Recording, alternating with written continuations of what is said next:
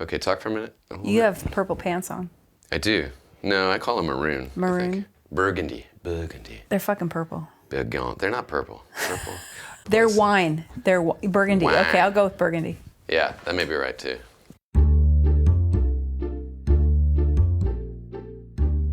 Hey, welcome to Friends with Deficits. I'm your host, Adam Sultan. My next friend, Holly Lorka, is a writer, storyteller, and an ICU nurse who now specializes in gender reassignment surgery here in Austin, Texas. Yes, it happens in Texas. I was really happy to talk with her on what I can now proclaim as the season finale of Friends with Deficits. Yay! I'm going to take a little break and figure out where to deposit my millions of podcast dollars, and then I'll be setting up season 2 for the fall. More friends, more deficits. Well, I hope you enjoyed the show so far, which you can find on Apple Podcasts, Spotify, Stitcher, friendswithdeficitspodcast.com, and wherever you get your podcasts for free. If you'd like to help support the future of Friends with Deficits with a tiny monthly donation, visit patreon.com/friendswithdeficits. You'll find bonuses there, rewards, and outtakes of the show, including some of the following conversation with Holly, which was just nasty. Nasty and funny, which is not unlike Holly. Or me, maybe. So, enjoy the conversation with my friend Holly Lorka. What's up, Holly Lorka? The space is amazing. Thank you. You're welcome. I feel like if Hugh Hefner was slightly underachieved, this is where he would live. I don't mean that in a bad way at all. Like, he's ostentatious, and this is perfect. That sounds, yeah, that's perfect. Good. What are you drinking? I'm drinking a kamikaze. Kamikaze? Mm-hmm. We're children. How do we tie that into this? Kamikaze. Kamikaze, correct. Yes, that's what I'm drinking. Did it. And you have a Topo Chico, a Top Chico. Mm-hmm. I don't know, life's weird, Adam. Yeah. I got my boobs cut off last year in August. This is the first summer I've been able to wear a bathing suit the way that I've actually wanted to wear a bathing suit. I've been in my bathing suit the past 3 days in a row, and I can't get enough of it. Now, what do you mean by your bathing suit? No top. Just swim trunks, no top. Okay. Is this in public or is this amongst friends? Oh, it's totally in public. Yeah? I was at a community pool on Saturday. Yesterday I was at the lake, and today I was at a party with children. Wow. And the funny thing is no one really says anything. They just look at me and they move along, which I think is fantastic. Are they giving you looks or are they just kind of not noticing? It's like a not noticing, which I think is great. I think people know enough now to be like, oh, in their heads. Mm-hmm. It's a Montessori, like, oh, and then they move along. But it's been great. I feel so free, and I'm going to be naked like for the rest of the summer. Damn. I know. Put on sunscreen. So, question for you. Yeah. So everyone in a bathing suit is different. Like, everyone feels differently in a bathing suit. And it's not everyone's automatically comfortable. Like, are you comfortable in a bathing suit? Why not? Because I'm just this like fish belly white, like pasty thing. And I'm not comfortable in the summer at all. Because, the dermatologist says I can't even leave the house without a gallon of sunscreen. And it's just too much effort for me to like try to work up a tan or something. So I'm just like, all right, I'm just freaking pasty. God, I fucking hate that for people. And I've felt that way my entire life until now. But you're all tan and stuff. Well, I mean, it's just a tan, Adam. It's just a tan. I don't have big titties hanging out. I don't have a sports bra that I have to wear. I don't have like parts that I need to hide. So that's how you used to feel? Yes. I used to feel like I need to hide everything. And it didn't matter how tan I got or how in shape I got or how whatever. You can't just hang your titties out at the community pool at Circle C. Those bitches will arrest you for that shit. Actually, I think in Austin, it's legal, right? Circle C, I'm not so sure. Yeah, okay. They have children there. Yeah. And Circle C is the gated community. The gated, yes, very elitist community. We'll see how that goes. Wait, when you had breasts, I guess you still have breasts, but when you had a rack, it was a fucking rack, man. Did you want to expose yourself? No. You wanted to cover it all No, up. it was humiliating. I hated that I had a rack. And the horrible thing was, like, when I was younger, they were small and I looked in shape and they were tight, and like I could just wear whatever and it was fine. I could wear a tank top and it was fine. But when I hit 45, God was like, ha ha ha, we're going to fuck you over now, Holly. And here's your Phoebe Cates from Fast Times at Ridgemont High rack. Yeah, that's good news. It was, no, not when your Well, your for nickname, everybody but you. Yeah, not when your nickname is Steve. Right. Yeah, and so I was blessed with a second puberty at the age of 45, and I was mortified. Wait, they like got larger at 45? Yes. Like all of a sudden? They got larger and perkier, like, Wow. yes, all of a sudden. And I think it was just hormonal, because it's not like I gained a bunch of weight or anything. I just gained tits. And I was like, really, God, this thing? Like, I just got used to how I am. I just accepted how I am, and now I have second puberty. So, okay. Like, yep, suddenly I was, what's the porn star from Phoenix? What's her name? From what? Phoenix. What's her name? What's Phoenix? The No, there's a porn star in Phoenix. Oh, never mind. Anyway. Phoenix, Arizona? Yeah. Anyway. I don't know where they're from. The only thing I can compare myself to is Phoebe Cates and Fast Times at Ridgemont High. Right. Like, my rack was that good. Damn. And so looking at myself in the mirror while being a huge turn on was also incredibly disturbing. And so I couldn't do it anymore. What about how women respond to it? I mean, my girlfriend dug it. She's like, because she's totally gay, and she's like, I really dig it. But I wouldn't let her touch or enjoy, and so it just became this thing that wasn't available. So I would wear a shirt during sex, or I was so mortified about the whole thing that it wasn't enjoyable. I mean, I've had sex with some women. I've never had anyone really want to pay attention to that part of my body. And I remember when we had sex, maybe one of the first times, that she was really into that part of my body. And I was like, what the fuck? I don't know what's going on right now. I don't know what's happening. This is weird for me. And the bigger they got, like, I could see that she really enjoyed that. And And you gain no physical pleasure from them being... No, I've never gained any physical pleasure from that part of my body. Okay. But sensation?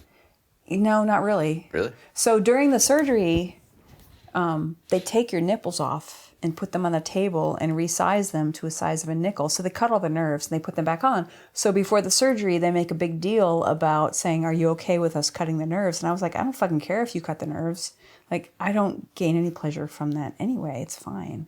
So now, like, actually my nipples feel like they should be somewhere else. I have like phantom nipple feeling, but it doesn't matter to me. I don't. And now you don't feel them at all? No. Wow. And they used your same nipples? Mm-hmm. I thought they used pepperoni slices. Isn't that what you said? Well, they look like pepperonis, because when they take them off, they look like little scabbies, but they put them back on. Yeah, I didn't know that part about. So when they masculinize your chest, they move your nipples. So the reason they take them off is because they move them out. So women's nipples are closer together. Men's nipples are farther apart. So I have a straight up, like, dude's chest. Wow. And why do they cut them down to size? Because men's nipples are smaller than women's nipples. Wow. I've seen a lot of trans patients come through the hospital that were maybe done in other places where people didn't understand this.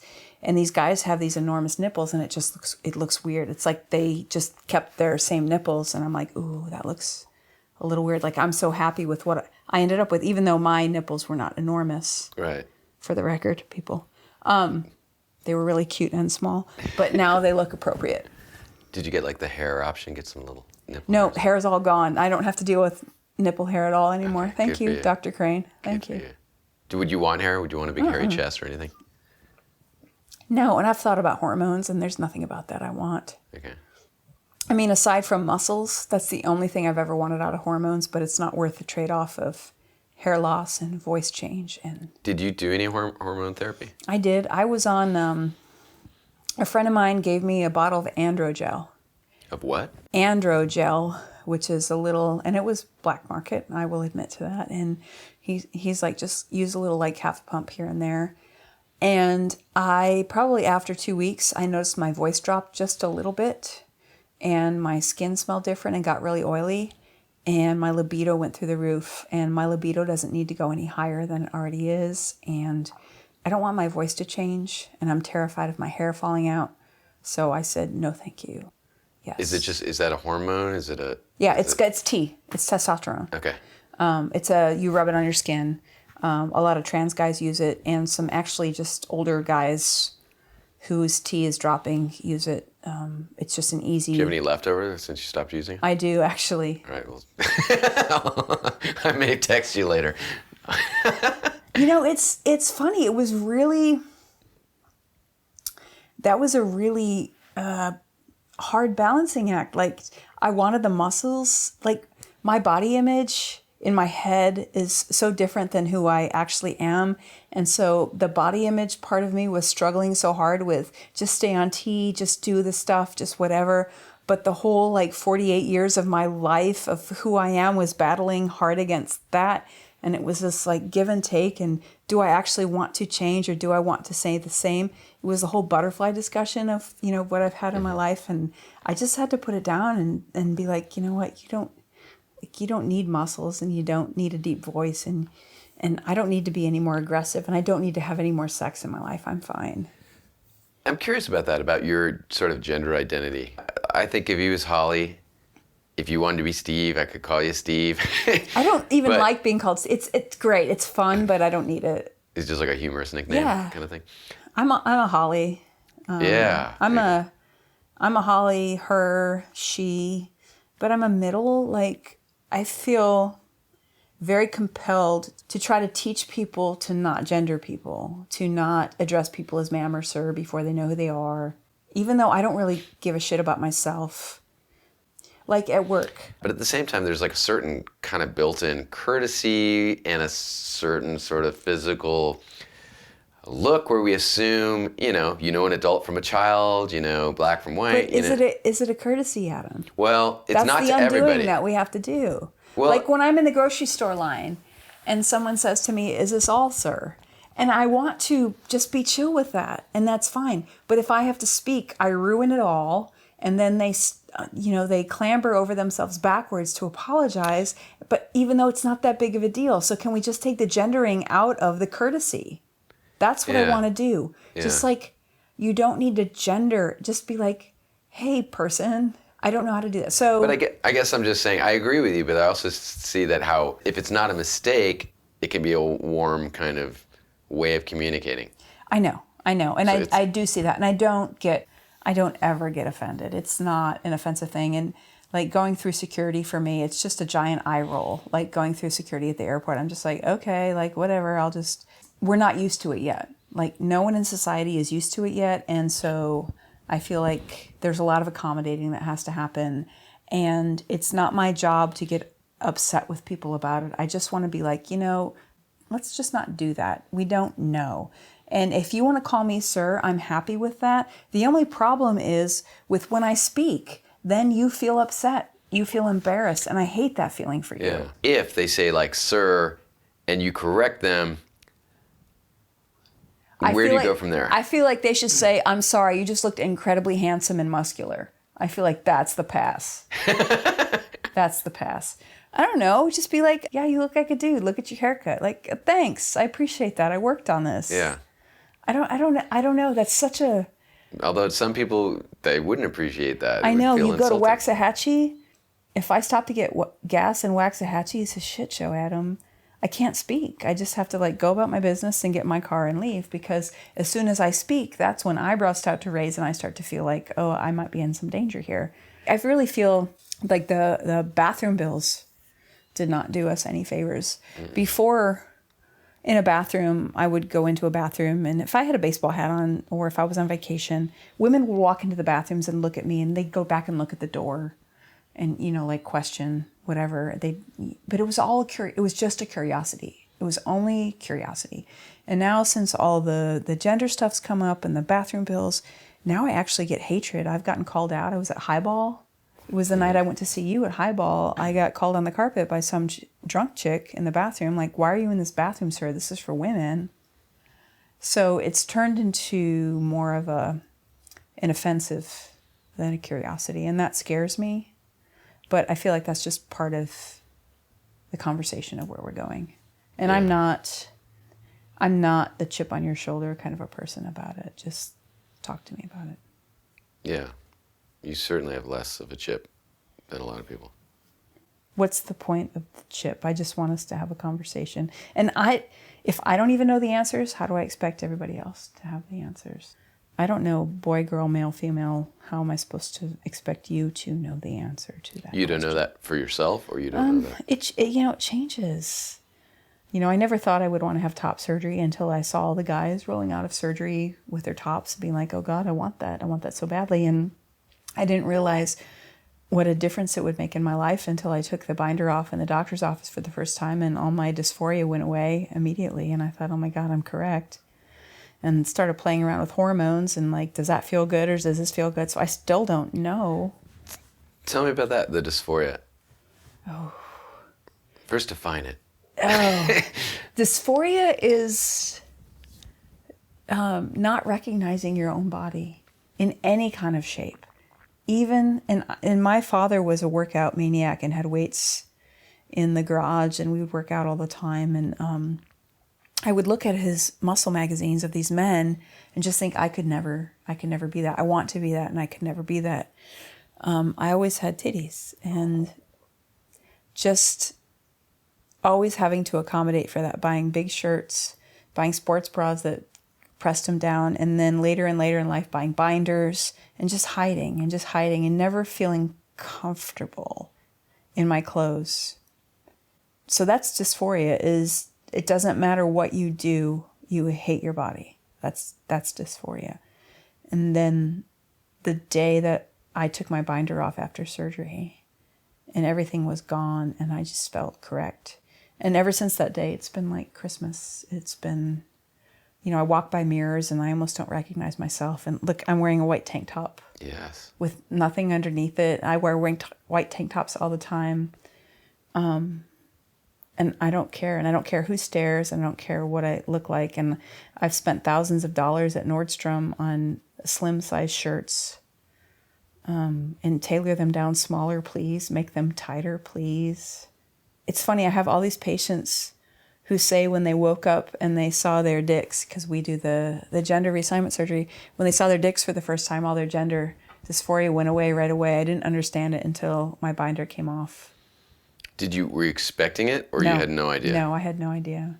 I didn't even, it wasn't this big idea I had in my head that I was going to have this surgery. I went to the pool and I had my stupid sports bra tank toppy thing on, and we were sitting in the backyard, and my girlfriend is like, you're miserable. Like, you hate your body. Why are you doing, like, you're BFFs with the #1 gender reassignment surgeon in the country. Why don't you just text him and have him cut your titties off?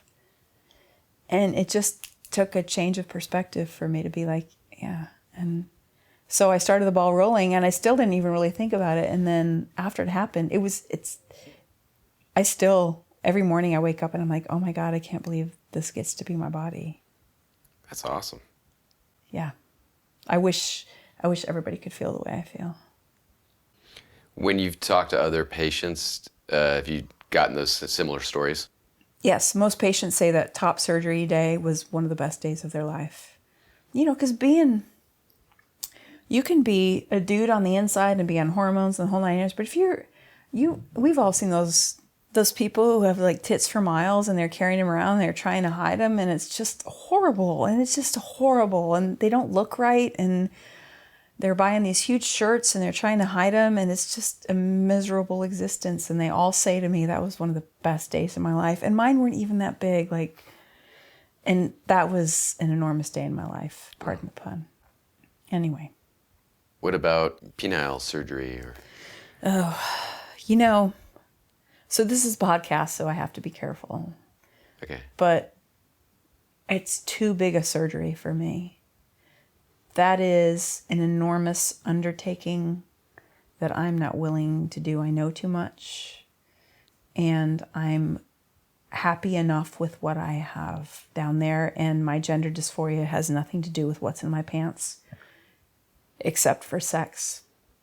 And what I have learned in talking to my patients is that there are folks who are wanting to have a dick in their pants all the time, and they're wanting to be able to stand up and pee in a men's restroom, and they're wanting to basically live with a dick 24/7.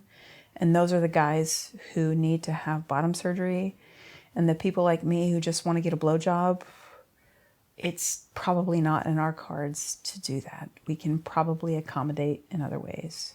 You know what I'm waiting for are the holographic glasses with some kind of nerve hookup. Oh, yeah. If someone out there in Podcastville can figure that out, I will pay thousands of dollars for that experience a couple times a year. Hello, holla. It's out there.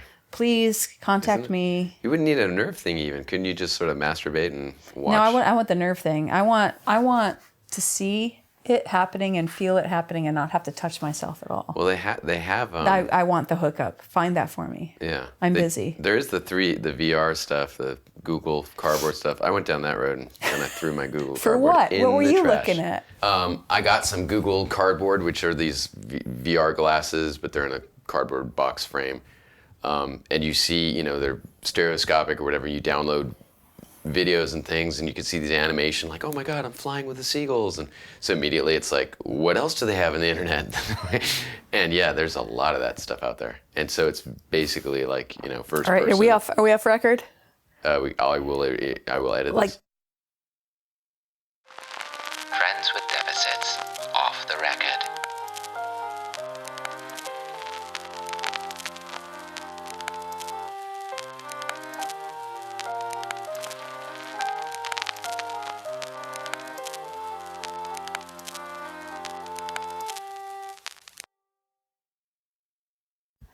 what else are we going to talk about? What about your deficits?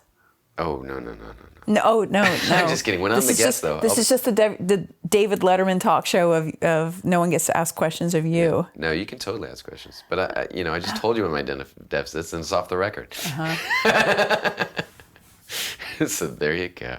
I used to think a lot that like I was a tortured soul and I didn't get what I wanted and I was never going to be happy and I was a monster and I was going to have to kill myself. And I have come to believe that I hate the cliche, but it's all happened for a reason and I'm in the right place at the right time, which is yet another cliche. And I'm helping people and I get to meet people who are like me and it's really gratifying and we get to laugh about it and cry about it. And does it change some of the angst that I deal with? No, but it makes it better. And it shows me what I'm willing to do and what I'm not willing to do and who I'm happy as and who I don't need to become. So it's the past 3 years of my life have been like 20 years in growth in terms of seeing these people and seeing these procedures and growing into myself. Do you feel like you're finished? No. I would have said, because, I told the story of how I don't need to have anything done and I'm a butterfly and, I don't need any kind of surgery. And then I had top surgery and that changed my life 100%. So can I say without a doubt that I'm done? No. Do I think I'm done? I think I'm done physically, surgically. I've played with hormones. I mean, the whole 9 yards, but I don't know. I'm not that naive right this second to say that I know that I'm done. At 48 years old, I'm still learning and growing. And for any of us to say that we are done, I think is a naive statement. But at least there's nothing pressing right now that you think about like... I feel really good right now. I feel just so happy to be at a swimming pool right now. I can't tell you what a celebration that is for me. What a simple yet extraordinary celebration that is for me. That's awesome. I'm still reluctant to spring that on Circle C. Wonder if there'll be any listeners from there. They might. Maybe all the freaks will come out of the woodworks. God, that would be so great. Come to my house. Yeah. At the Enclave. Then you find out that all the same people have been coming over anyway. Probably. Bringing you, like, all of our parties anyway. Yes. Yes. Do you like penetration? Yeah. Like, if somebody else has a strap on, are you good with that? I'm not really into the strap-ons, but I like fingers. And I generally, this is so private. I like it from, I like to lie on my belly. And I've heard that people like me, that's generally how we like it. So, but I will take penetration however. My vag is a whore. under the right circumstances. I mean, I like sex. I do like sex. Do I like strapping it on and penetrating someone else? Yep. But That's your jam, right? that's my jam. It's my go-to jam. But I'm down for just about anything in the right circumstances. I'm a butt slut too. Wow. God, I'm such a butt slut. Has this changed, like gotten better, increased, or gotten better since you had top surgery, or in recent years? Sex in general, I've been more open to sex in general just because I feel more comfortable with my body. So I don't feel the need to hide. I don't feel the need to wear clothes during sex, which is a huge turnoff. But I just feel a lot more free and a lot more like, yeah, let's go, let's do whatever. Now, I've done a lot of things since my top surgery that I never thought that I would do that we don't need to talk about, but Off the record? maybe off the record. Like what? This is totally off the record. Yep. Friends with Deficits. Off the record.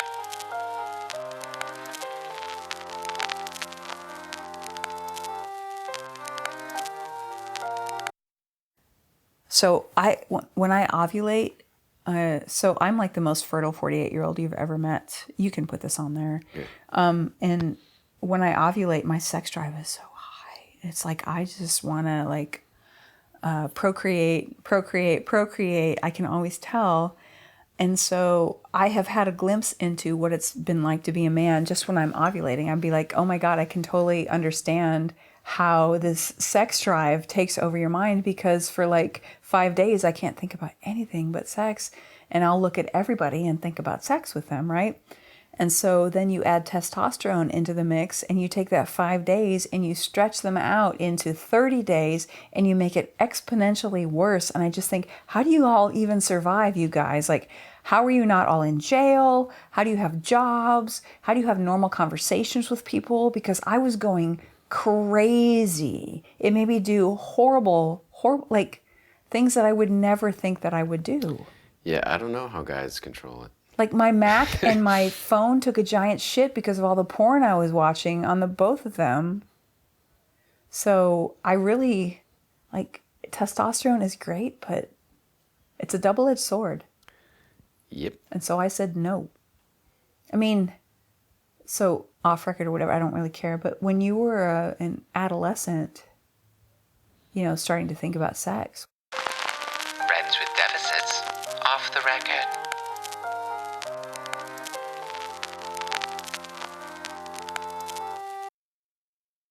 I didn't know we would get so disgusting and just nasty. Come on, it's me. I didn't know you. I mean, I know you, but I didn't, Oh I my didn't God, know you were this is this who I dirty. am. It's usually just hanging out, and you know what's funny? You look different. So that's, I don't know if it's a compliment. It's just an observation. Like, well, you're not. What I'm thinking is, like, for years, Holly, Lorka, you had the sort of Buddy Holly. You know, you had the glasses. Maybe your hair wasn't as gray. You're wearing a suit, and suddenly, like, here you are, like this tan beach dude, you know, in shorts and a tank top. It's the fucking top surgery. I'm telling you. It's- But it's fun. So it's like I still totally know, you know, it's Holly, but then I just suddenly had this flashback of like, oh yeah, also there was Holly. I am a douchebag all of a sudden. I am like Lake douchebag totes in my fucking, what are these, Tommy Bahama shoes and my palm tree Hang on one shorts. second. We have to document this, you know. Oh my God. I never get pictures of my, yes, okay. Oh my God. I love you. Thank you. I okay. needed this today so much. Okay, good. My white watch and my Tommy Bahama shoes, and I don't know who I'm becoming. Every day I wake up to a new person. Really? Kinda. Like a different person, or you just feel just born like again? more and more free, less and less suppressed. Yeah, and younger somehow. That's pretty good. Let me ask. I'm Benjamin buttoning this shit. In light of that, I normally ask people about what do they think of the benefits of whatever they're going through, but I'm going to ask you about the deficit. Oh, I don't have a dick. But what about from top surgery? Was there any drawbacks? Anything you regret? Any drawbacks from top surgery? No, none. Zero. No. There's absolutely nothing where you're none. like, oh, No. but this. Absolutely zero. No. Really? Nope. Nope, so much better than I thought it would be. Absolutely zero deficits. Wow. Yes. I actually have talked about starting a foundation for people who don't have insurance to cover it, because I got it for free, which was a pretty generous gift through the grace of my circumstance at my job. But it's like a $10,000 surgery, and I would love to be able to pass that on to people who can't do that for themselves, because it's a life changer. And I know that there are people out there like me who would benefit from it and would see enormous benefits from it. And it's interesting because it's not something you knew you wanted till like right before you had it, right? It's really the discussion that my girlfriend and I had on the porch. That was it. Yep, didn't know. I had no idea. And I am grateful to her every day for that. And she really liked my boobs. She's pretty gay. And she, for a long time, I don't think she really understood the extent of my body hatred and was really into my boobs. And so for her to be the one to say, why don't you just get them cut off? That was a huge perspective change to introduce into our conversation. And I really was like, oh, I guess I can. That was the thing that made me think, oh, I guess I just can. And I mean, literally, I texted the surgeon and he's like, fuck yeah, let's do it. He doesn't care. That's awesome. Yeah. So no deficits. What about her reaction? Oh, she's like, you're so much more confident. Like, you dress better, you carry yourself better, you're like just more confident and shiny. She's like, yeah, you're sexier. She doesn't miss your rack? No. Not at all. Because, I mean, it came to a point where I didn't let her touch them. Like, I wore a shirt during sex. They weren't a part of our life at all, you know. And now I'm just like, I walk around topless all the time, kind of pantless too. Sorry, neighbors in Circle C, but this is what's going on. Steve is showing it off. Yeah. Are we done chatting? Maybe so, yeah. Is there any other things you want to talk about? Yes.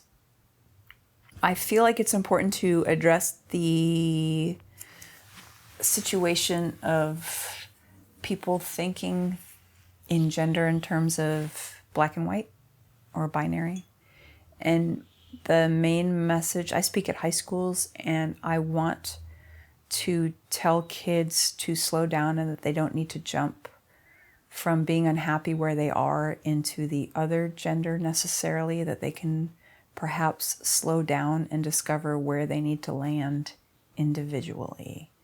And I feel like that's a huge discussion that needs to take place, because trans is so hot right now that I feel like kids who are unhappy in their cisgenders just want to make the leap. And the availability is there for hormones and surgeries.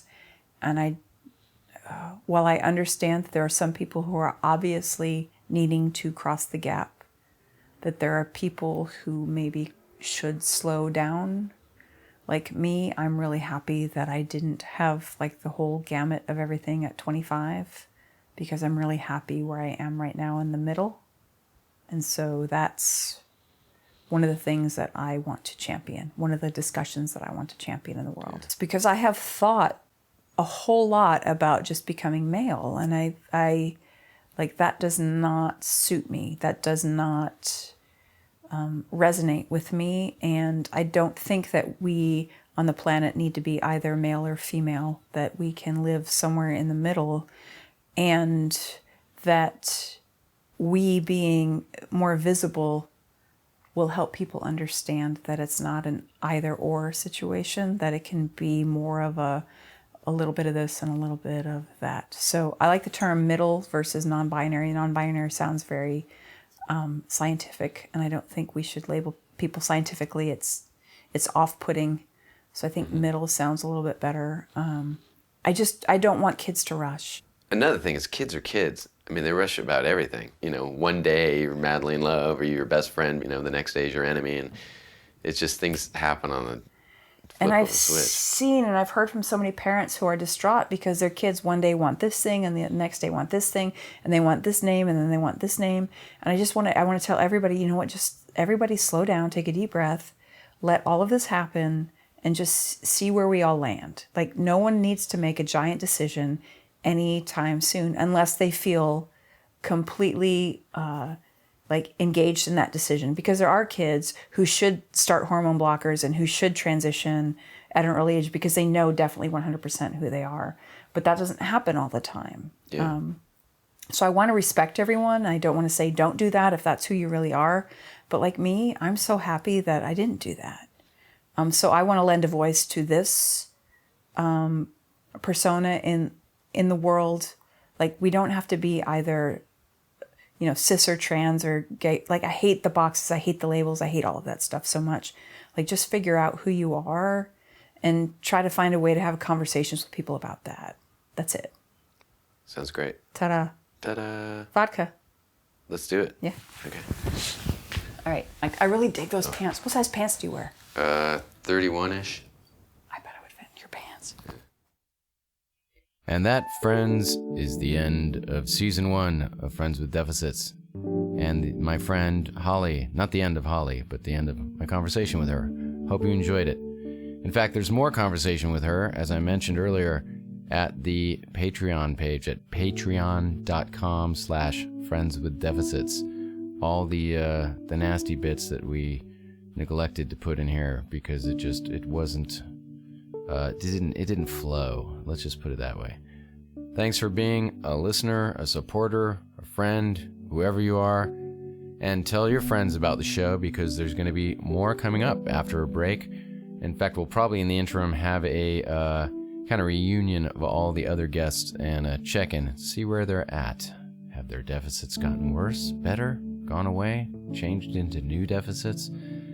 Anywho, thanks again for listening, and enjoy yourself out there.